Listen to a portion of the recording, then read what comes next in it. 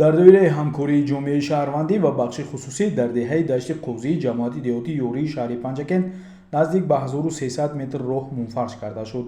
ин иқдом бо ташаббуси мустақими сокинони маҳаллӣ амалӣ гардида иҷрои корҳоро ширкати сохтмонии асл ба ӯҳда гирифт.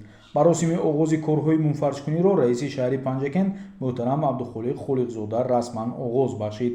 дар чорабинӣ ҳамчунин собиқадорон, фаъолони деҳа ва сокинони маҳаллӣ иштирок намуданд.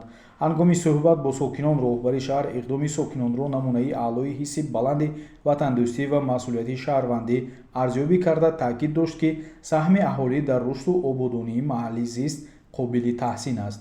сокинон изҳор доштанд, ки мунфарш гардидани роҳ ҳоло шароити зиндагӣ ва ҳаракат дар деҳаро ба таври чашмгир беҳтар намудааст.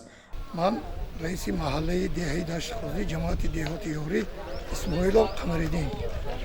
мо сокинони деҳаи даштқувзӣ бо дастури супоришҳои пешвои муаззами миллат асосгузори сулҳу ваҳдати миллӣ муҳтарам Имомалӣ Раҳмон тасмим гирифтем, ки ҳамин роҳи байни деҳаро зиёда аз 1 километр мунфарш кунем.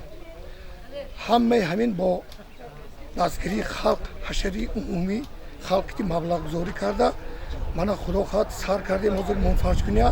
дар оянда худо агар хоҳад марҳила ба марҳила тамоми кӯчаи деҳотро мо мунфарш мекунем.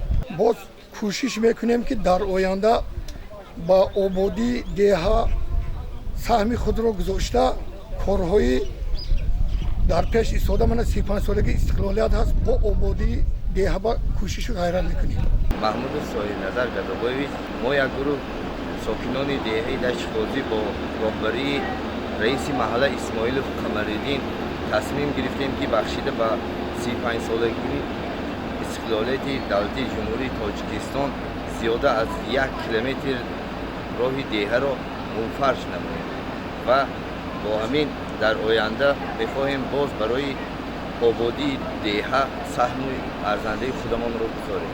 раиси шаҳр ва дигар масъулин аз ташаббус ва ғайрати шаҳрвандии сокинон изҳори қаноатмандӣ намуда, ин иқдомро ҳамчун намунаи ибрат барои дигар деҳот номиданд.